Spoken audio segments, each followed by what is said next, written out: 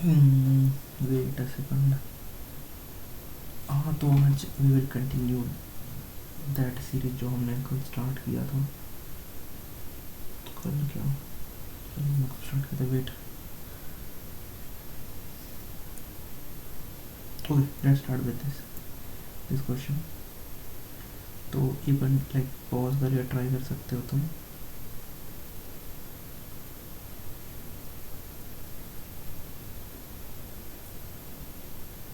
Okay okay, let's start.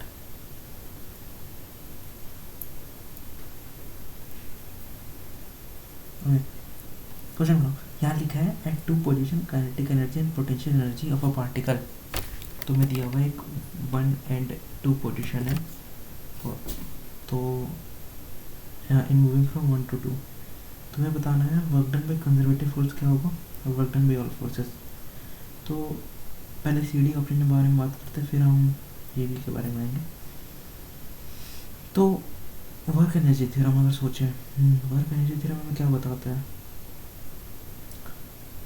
जितने भी work done हुए हैं on a body, let's say system, ठीक है, what it will be finally nothing but change in kinetic energy del K ई।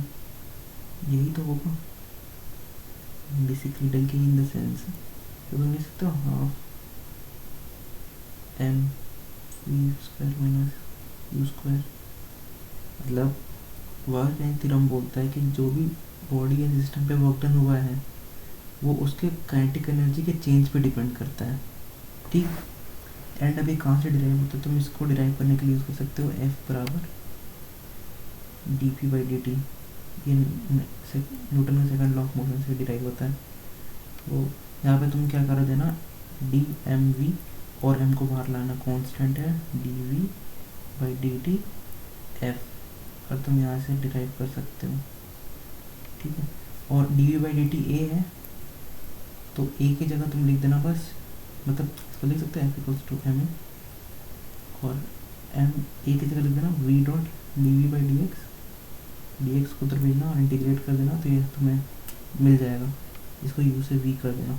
तो basically हमने देखा कि अगर देखो मैंने अब तुम्हारे सामने डिराइव कर दिया कि क्या हो जाएगा, integration F dot D X nothing but हाँ एम डेल वी का होल स्क्वायर। डेल वी का होल स्क्वायर नहीं तो गलत चीज़ हो जाएगा, basically V square minus U square. तो तुमने देखा, मैंने ना न्यूटन्स का ही लॉस, मतलब F equals to D P by D T से ही ये चीज़ डिराइव कर दिया। मतलब जो चीज़ मैं यहाँ बोल रहा हूँ वर्क थ्योरम, मतलब जितने भी वर्क डन हुए हैं इन अ बॉडी या इन सिस्टम, वो चेंज इन इसके बराबर होगा। तो वो तुम एक लॉजिकली से समझ वो। इसको लेट छोटा कर देते हैं क्योंकि this is not needed.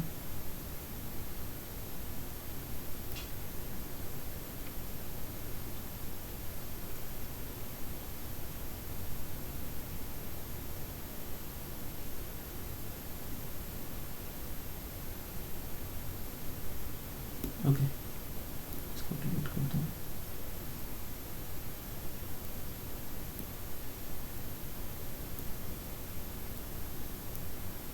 Okay wait okay. तो अब अगर मैं वर्क डन पे ऑल फोर्सेस निकालूँ पहले, तो बनते मोटेल के ही मेरा फाइनल क्या है 20 जूल माइनस इनिशियल क्या है 10 जूल। तो फाइन कितना आ गया डेल के 10 जूल, मतलब पॉजिटिव वर्क डन हुआ है। मतलब ऑप्शन नंबर सी तो करेक्ट है। अब हम रुक जाओ, सी को टिक कर दो। अब हम सोचो कंजर्वेटिव, अच्छा तुमने एक और तो चीज़ पढ़ा होगा, work done by conservative, work done by conservative force is nothing but negative of change in internal, sorry मैं क्या था मैं पढ़ रहा हूँ ना। तो change in basically potential energy, ये सिर्फ कंजर्वेटिव के लिए डिफाइन किया जाता है। मतलब जब पोटेंशियल डिफाइन करते हो सिर्फ तुम कंजर्वेटिव के लिए लिखते हो। तो अब अगर तुम देखोगे तो फाइनल कितना है -10 और इनिशियल कितना -20।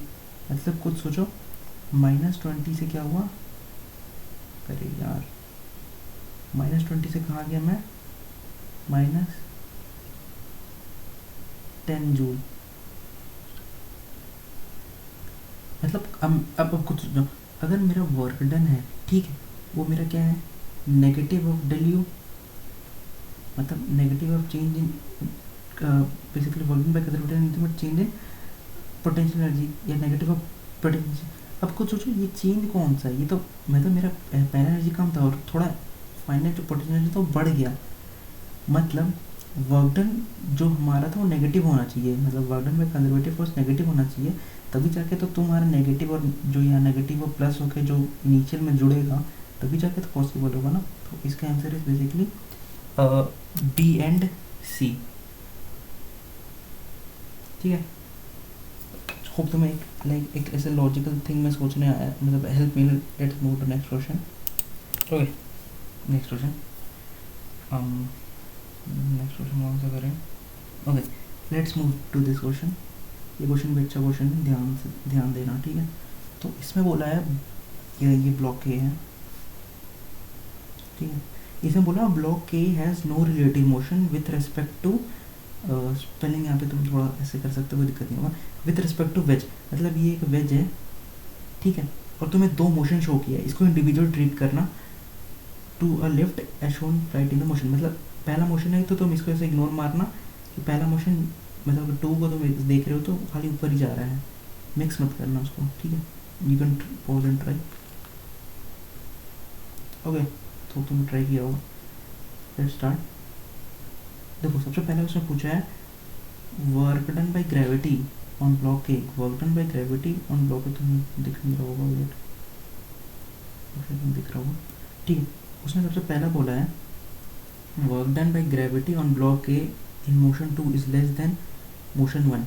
पहली बात तो ये क्वेश्चन थोड़ा ऐसा लाइक अच्छा साइड में ये है, इसने बोला है block A has no relative motion to wedge, मतलब ब्लॉक ए इसके रिस्पेक्ट में मूव ही नहीं कर रहा। अब खुद सोचो, अगर लेफ्ट में अगर ये है तो ये तो ऑलरेडी मूव नहीं कर रहा होगा, तो ये उसके रिस्पेक्ट में मूव नहीं कर रहा, मतलब ऐसे समझ सकते हो कि ब्लॉक ए है ना वो रेस्ट पे है, बेसिकली इसके रिस्पेक्ट में रेस्ट पे है।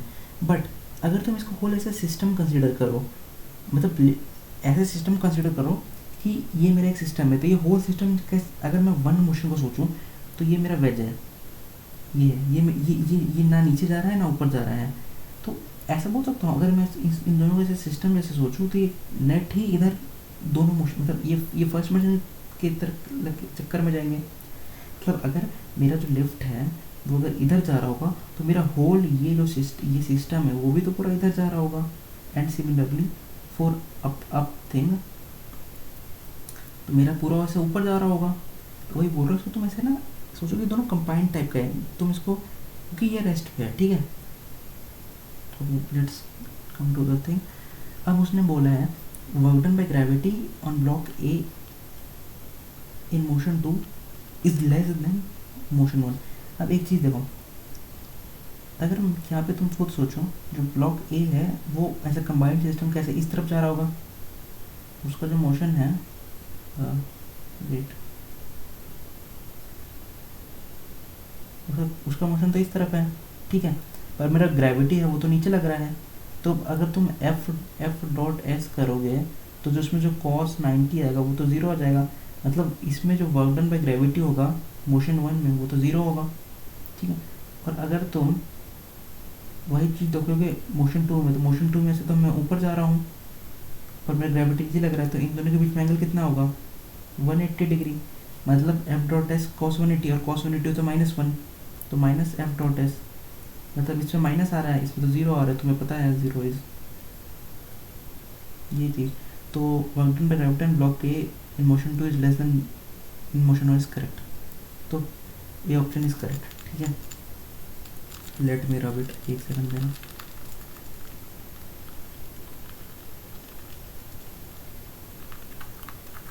Okay, let start. नेक्स्ट उसने बोला है वर्क डन, ये वर्क है, ठीक है, work done by normal reaction on block A in the both the motion will be positive. तो पहले तो नॉर्मल रिएक्शन का डायरेक्शन सोचो, तो इसको मैं इससे बनाता हूँ। अब ये चीज़ हो सकता है ब्लॉक का नॉर्मल रिएक्शन तो कुछ यहाँ पे आएगा। अब पहला मोशन में सोचो, पहला वो जा रहा है ऊपर, ठीक है, वो ऊपर जा रहा है, उसका जो डिस्प्लेसमेंट है वो तो ऊपर हो रहा है, पर नॉर्मल रिएक्शन ऐसे लग रहा है, तो इसके बीच में जो थीटा जो भी होगा, ये थीटा जो भी होगा ये थीटा तो लेस देन 90 है, और तुम्हें पता है लेस देन 90 है, और जो कॉस है, कॉस अगर 90 से कम, अगर कॉस थीटा है, ठीक है, विच इज़ लेस देन 90, मैं इसको अच्छे से करता हूँ, अगर तुम्हारे पास कॉस थीटा है, ठीक है, विच इज़ लेस देन 90, तो वो तो पॉजिटिव रहेगा ना। अरे तुम अगर कॉस का ऐसे ग्राफ देखोगे तो वो 90 तक तो पॉजिटिव ही रहता है ना पूरा। तो ये तो यहाँ से तो तुम देख सकते हो कि ब्लॉक मतलब work done by normal reaction, block A in motion 2 तो पॉजिटिव है, और सिमिलरली अगर तुम ये भी देखोगे तो ये भी 90 से कम ही होगा, तो second option is also true. और अब let's move to next question. Work done by friction, रुको से पहले मेरे को कुछ हटा लेने दो।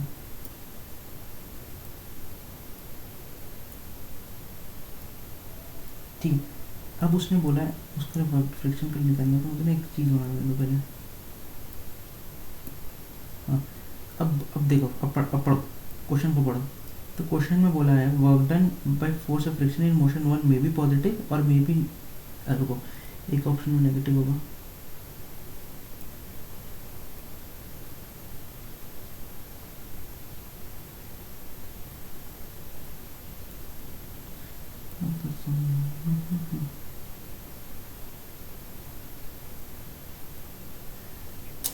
तो मेरी हैंड राइटिंग कह सकते हैं।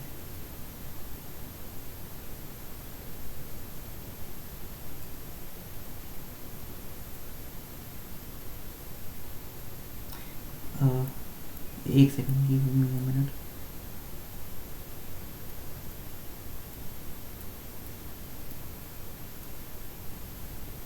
ये नेगेटिव है, ठीक है। अब क्वेश्चन वापस क्वेश्चन पे आ जाओ। तो उसने बोला है work done by friction in motion one में मे बी पॉजिटिव और या तो मे बी नेगेटिव। अब मोशन वन तो तुम ऐसे सोचो तो दो केस हो सकता है, या तो ब्लॉक ये जो वैसे इतना स्टीप हो कि जो ब्लॉक है वो नीचे गिरने की टेंडेंसी रख रहा हो, तो उस समय फ्रिक्शन ऊपर लगेगा, ठीक है। या तो ब्लॉक उतना स्टीप ना हो, ब्लॉक नीचे गिरने की मतलब हाँ, तो अब अगर इसको मैं सोचूं तो ब्लॉक तो अच्छा, रुको उसको ऐसे समझाता हूँ मैं। तो तुम इतना तो समझ आएगा ना, ज़्यादा स्टीप होगा तो नीचे गिरने की टेंडेंसी में होगा। मतलब अगर बोलो अगर ये ज़्यादा स्टीप हुआ तो जो ब्लॉक की उस गिरने की टेंडेंसी नीचे है, तो फ्रिक्शन ऊपर लग रहा होगा, ठीक है। अब दूसरा केस सोचो, अगर नॉन यहीं पे, ठीक है, अगर ये मूवमेंट की कैटेगरी में होगा तो इसके ऊपर एक सूडो लगेगा। अगर मूवमेंट की जस्ट ऐसे अगर मूव करना हो तो इसके ऊपर एक पीछे की तरफ पीछे की तरफ एक सूडो लगेगा एम ए, और एम ए का एक कंपोनेंट आएगा इधर, जो भी होगा ये थीटा मान लो, ये थीटा, तो एम ए कॉस थीटा आएगा। तो फ्रिक्शन उस समय पीछे ऐसे नीचे लग रहा होगा। अगर एम ए कॉस थीटा ज़्यादा होगा एम बी साइन थीटा से, या जो भी है, तो फ्रिक्शन उस समय नीचे लग रहा होगा, ताकि वो ब्लॉक को मूव ना कर, मतलब रिलेटिव मोशन ब्लॉक के बीच में और वेज के बीच में ना करवा पाए। तो सी और डी दोनों करेक्ट है, बी भी करेक्ट है, ए भी करेक्ट है, ठीक है। ओके, मैं समझ आएगा, ये भी हो गया, ये भी हो गया। Okay, no this is a good question, मैं इसको आखिरी में करूँगा, रुक जाओ।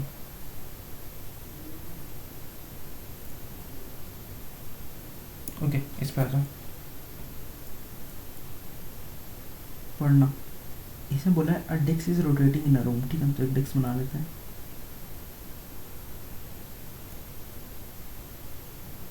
अ डिस्क इज रोटेटिंग, रुको, अ डिस्क इज रोटेटिंग, तो लेट्स से क्या हो रहा है, लेट्स से डिस्क किसी ओमेगा के साथ घूम रहा है। अब बोला है a boy standing near the rim of the disc, rim मतलब होता है at the edge of the disc, मतलब कहीं बॉय यहाँ खड़ा है, ठीक है, और कैसे भी खड़ा है वो मुझे नहीं मतलब। रिम का मतलब होता है एट द एज पे खड़ा। और radius finds the water turtle from, अच्छा एक यहाँ सीलिंग है, यहाँ का एक सीलिंग है, वेट जैसे सीलिंग थोड़ी ना होता है, वेट अ सेकंड,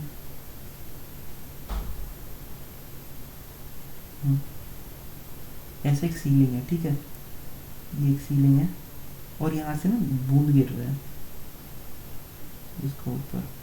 अब आगे पढ़ो क्या लिखा है। रेड कलर की बूंद क्यों है भाई, मुझे भी नहीं पता, बट है। उसने बोला है as one drop hits the head, मतलब जब एक ड्रॉप यहाँ हिट होता है, देन अनदर, मतलब दो ड्रॉप के पार्टिकल के बीच में जो भी टाइम इंटरवल है उसको टी है, मतलब जब इसको एक हिट किया तो वहाँ से वो फॉल करना शुरू होगा, फिर ऐसे से कंटिन्यू होता रहेगा वर्ष। If the height of roof is head, तो तुम्हें निकालना angular disc of speed, the angular velocity of disc is. अब मेरे को एक बात बताओ, अगर हर टाइम उसके हेड पे ही गिर रहा है, देखो यहाँ पे लिखा है falling from the cell always falling on his head, तो अगर उसके हर टाइम अगर उसके सर पे ही फॉल हो रहा है, इसका मतलब अगर एक ड्रॉपलेट को नीचे आने में जितना टाइम लगा, ठीक है, नीचे आने में जितना टाइम लगा और उसको यहाँ से आने के बाद, मतलब लेट्स से यहाँ पे ये ए पोजीशन है, ठीक है, अगर मेरा बंदा ये भी या जो भी है, अगर वो इतना जो 2πr ट्रैवल कर ले एंड वापस यहीं पहुँच जाए एंड उतने ही टाइम पे अगर ये नीचे आ जाए, मतलब time to rotate one revolution at the point, and जहाँ से सीलिंग से गिर रहा है तो वो उतना टाइम, मतलब ये वाली टाइम अगर सेम होता भी तो जाके उसको हर टाइम उसके हेड पे आएगा। तो इसका टाइम पीरियड कैसे लिख सकते हो, इसका टाइम पीरियड लिख सकते हो रोटेटिंग वाला का 2π बाई ओमेगा, 2π बाई ओमेगा, क्योंकि 2π बाई टी क्या होता है, ओमेगा होता है ना, तो वही मैंने यूज़ किया और इक्वेट कर दो अंडर रूट 2h/g के साथ, हो गया तुम्हारा क्वेश्चन सॉल्व। अब ये कहाँ से है भाई, इक्वेशन ऑफ मोशन से है, क्योंकि ये ड्रॉप कर रहा है तो h इक्वल्स टू 0 हो जाएगा, हाफ GT² हो जाएगा, इसको h कर देना h, तो 2h/g आ जाएगा, ऐसे इक्वेट कर देना तो तुम्हें ओमेगा मिल जाएगा। So this was not like good question तो नहीं बोलूँ, बट हाँ कि वही सोचना रहेगा कि तुम सेम पॉइंट तक पहुँच जाओगे। अब तुम्हें एक तरफ लाइक अच्छा आइडिया मिल गया होगा कि ऐसे भी सोच सकते हैं। ओके, तो तुम्हें ये क्वेश्चन समझ आएगा, ठीक है, नेक्स्ट क्वेश्चन पढ़ते हैं। तो this is a good question, ठीक है, इसको मैं गुड कैटेगरी में डालूंगा। पढ़ना ठीक से, एक बार इसको पॉज देकर ट्राई करना, तो अब तुमने ट्राई कर लिया होगा। Okay let's start.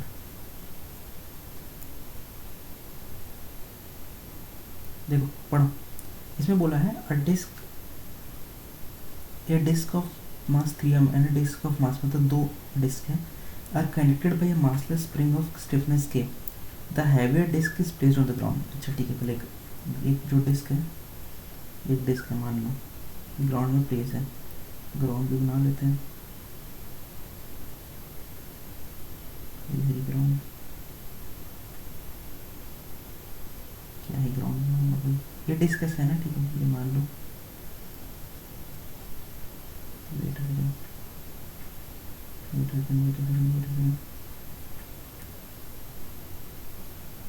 ग्राउंड है, ठीक है, ठीक है।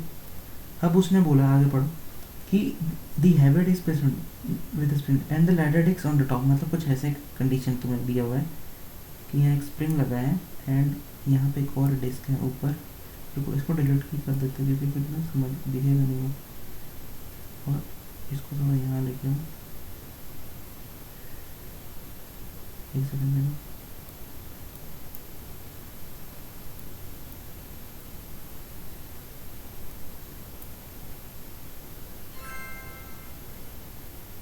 ठीक है, और इसके ऊपर ना एक जो लाइटर है वो इसके ऊपर है, अगर मैं इसी को कॉपी कर दूँ,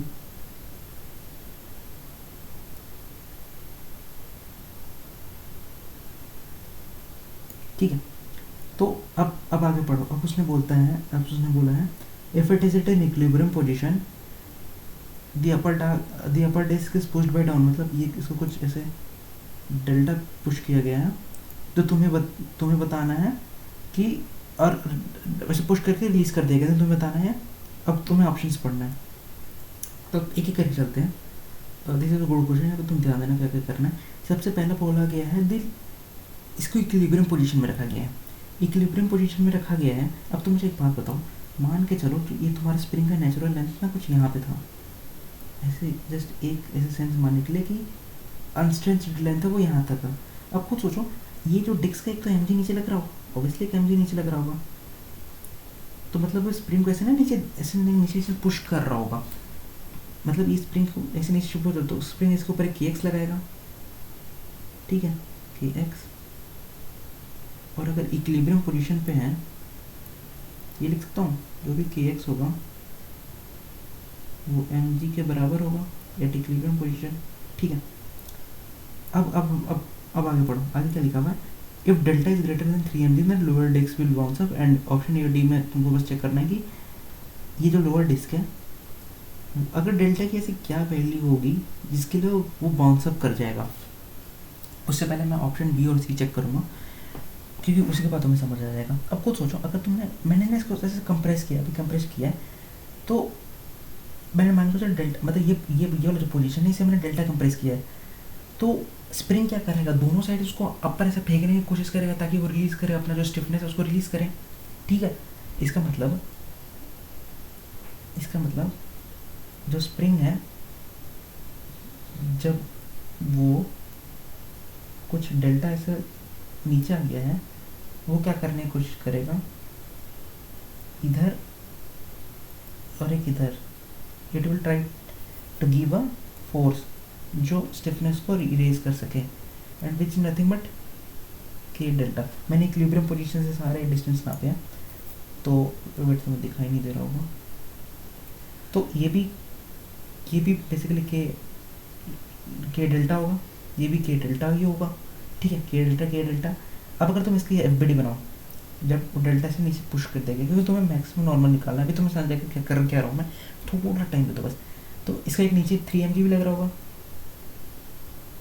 और ऊपर कितना लग रहा है नॉर्मल, जो मेरा एन मैक्स है, जो मेरा एन है, वो यहाँ से क्या तुम्हें दिख रहा है, 3 mg प्लस के डेल्टा, यही तो तुम्हारा है ना, एन जो भी एन है वो तो यही है ना। खुद सोचो, अगर तुमने स्प्रिंग, अरे खुद सोचना, अगर तुमने स्प्रिंग, अब तुमने ऐसे ना, तुम्हारी यहाँ 2 हाथ है, ये तुम्हारी ये हाथ है और ये तुम्हारी एक हाथ है, अगर तुमने एक स्प्रिंग को कंप्रेस किया तो स्प्रिंग दोनों हाथ पे ऐसे फोर्स लगाने की कोशिश करेगा, इक्वल एंड अपोजिट लगाएगा ना, मतलब इक्वल एंड अपोजिट मतलब तुम्हारे ये हाथ में इस डायरेक्शन में, वो हाथ में इस डायरेक्शन में, और दोनों की तरफ इक्वल ही लगेगा। इसका ये मतलब अगर यहाँ पे जितना फोर्स एफ है वो इतना यहाँ पे भी एफ लगा, खुद सोचो, तुम इसको घर पे कर सकते हो, ऐसा थोड़ी ना एक तरफ कम लगा रहा हो एक तरफ ज़्यादा लगा रहा हो, ऐसे नहीं होता है, ठीक है, दोनों साइड इक्वल लगाता है स्प्रिंग, ठीक है। तो अब तुम एन मैक्स निकला है, तो इसने पूछा जब डेल्टा 2 mg बाई के है, तो डालो 2 mg बाई के, तो 3 mg प्लस 2 mg बाई के, तो के कट जाएगा, तो 2 mg,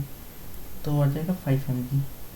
तो the maximum normal reaction from ground on vertex, from, ये भी वही लिखना था, from the ground on vertex, ये बी और सी नहीं है एक्चुअली, जो इसका आंसर आएगा वो आएगा 5 mg, ठीक है। Let's move to the next options. अब वापस देखना है, रुको उसको कॉपी कर लेना, ओके, एंड अब इसको मिटाओ। अब बाउंस अप क्यों करेगा नीचे, अब मेरे को एक चीज़ बताओ, खुद सोचो,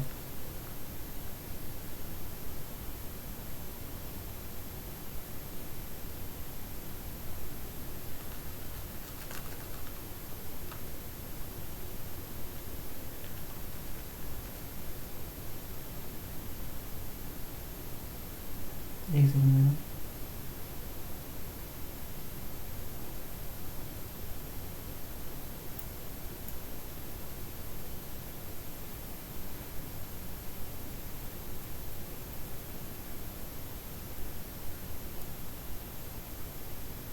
हाँ खुद सोचो, अब अगर मैंने उसको मान के चलो, उसको मैंने कॉम्प्रेस किया, ठीक है, और मैंने छोड़ दिया, कॉम्प्रेस करके जब छोड़ दिया, तो ये तो उसका इक्विलिब्रियम था, कॉम्प्रेस किया और जब छोड़ दिया, अब सोचो जब कॉम्प्रेस करूँगा तब तो नीचे वाला कुछ उसको मतलब नहीं होगा, क्योंकि नॉर्मल जो होगा वो तो एम जी, इसकी खुद की वेट समान, खुद देखो ना, जो नॉर्मल तो क्या उसकी एम जी, और जितना वो स्प्रिंग लगा रहा था ये, तो एक चीज़ बताओ, जब तक वो उतना, जब वो स्ट्रेच्ड आउट हो जाएगा, तो खुद सोचो जब स्ट्रेच्ड आउट हो जाएगा तब जाके ना जो इसकी बाउंसिंग कंडीशन है, क्योंकि खुद सोचो जब स्ट्रेच्ड आउट होगा, अच्छा लो मैं क्या बोलता हूँ, देखो एक स्प्रिंग है ना, यहाँ स्ट्रेच्ड आउट है, तो वो इस तरफ के एक्स लगा रहा होगा, इस तरफ के एक्स लगा रहा होगा, बहुत तरफ के एक्स। और एक कंडीशन ले लो, ये है कॉम्प्रेस्ड, तो कॉम्प्रेस में ये वाला लगा रहा होगा, बट स्ट्रेच्ड जब तुम ज़्यादा खींच दोगे उसको, तुम कुछ ना स्प्रिंग ज़्यादा खींच दिया तो एक इनवर्ड फोर्स लगाने की कोशिश करेगा। तो वैसे ही अगर इसको यहाँ पे जो भी स्प्रिंग है, अगर तुम उसको ज़्यादा खींच दोगे तो दो इनवर्ड फोर्सेस, ये रुको इसको लिटरली, दो इनवर्ड फोर्सेस लगाने की कोशिश करेगा।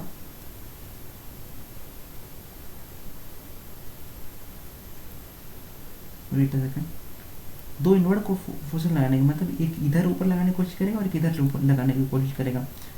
तो जिसको मान लो के डेल्टा और नीचे लग रहा होगा एम जी, तो इस केस में सोचो ना, नॉर्मल होगा क्या होगा, वो एम जी माइनस के डेल्टा। अब अगर बाउंस ऑफ करवाना है मतलब जो नॉर्मल, ये इसको लेस देन जीरो होना पड़ेगा। अब ऐसा क्यों भाई, लेस देन जीरो क्यों?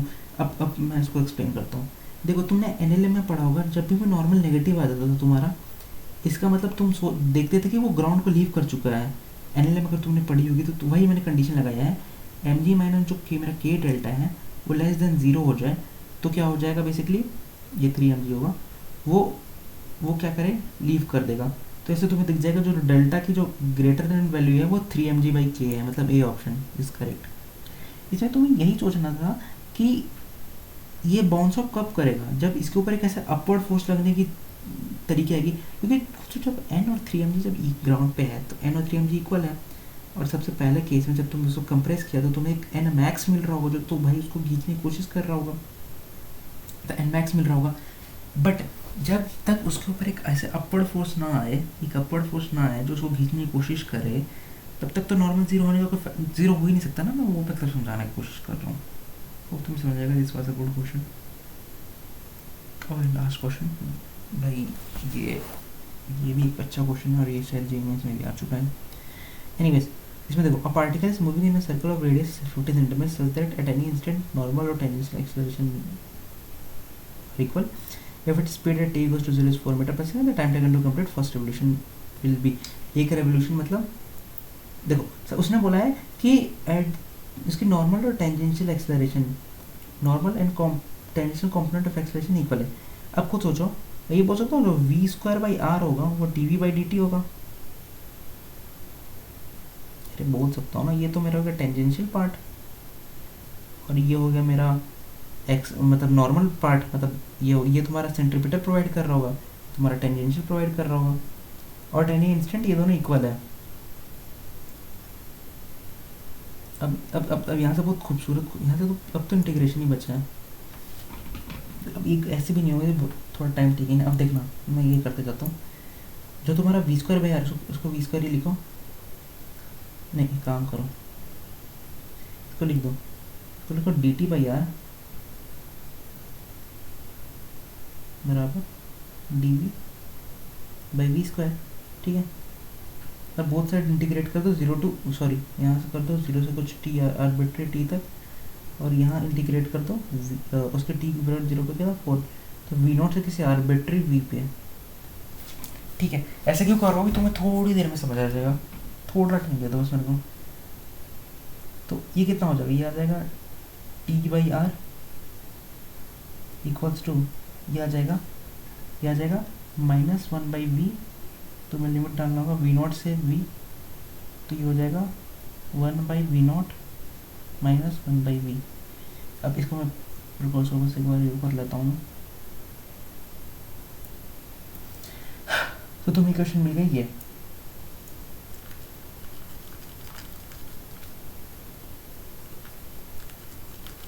अब ध्यान से देखो, अब इसका सोचोगे तुम करना क्या है। अब क्या बचा है, क्या यूज़ करें। अब तुम एक रिलेशन भूल रहे हो, जो v है उसको तुम dx/dt नहीं लिख सकते, क्योंकि तुम्हें निकालना है time taken to complete first relation, मतलब उसको 2πr रेवोल्यूशन कंप्लीट करने में कितना टाइम लगेगा। तो जो t/r होगा वो क्या हो जाएगा 1/p0 माइनस dt/dx, ठीक है। और अगर तुम v0 की तरफ भेज दो, इसका मतलब अगर तुम वी नॉट को इधर भेज दो तो T by R minus one by V naught equals to minus D T by D R D X, sorry, मतलब इसको लिख सकते हो तुम, क्रॉस मल्टीप्लाई करो, मतलब V naught T minus one by R V naught equals to minus D T by D X. अब अगर तुम वैल्यू वैल्यू प्लेस कर लोगे और डी एक्स को तुम इधर भेज के और डी टी को इधर भेज के अगर बहुत सारे तुम इंटीग्रेट कर दोगे तो तुम्हें एल एन में मिल जाएगा टर्म्स, ठीक है। और फिर अगर तुम उसको ई की पावर पे कर दोगे तो तुम्हें आंसर मिल जाएगा, ठीक है। तो तुम ये क्वेश्चन को ट्राई कर सकते हो भाई, इसका एक खाली मैथ्स बचा है, मैंने तुम्हें बाकी सब कुछ बता दिया। वीडियो को ज़्यादा लंबा नहीं करते हैं, चलो बाय।